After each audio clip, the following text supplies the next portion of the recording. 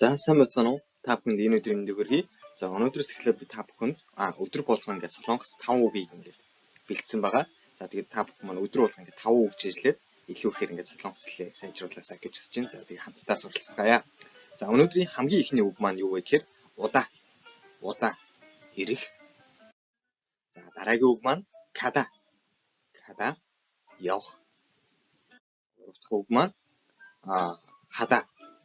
Хада. Хийх гэсэн үг байгаа. За дөрөв дэх үг маань могда. Могда. Идэх гэсэн үг байгаа.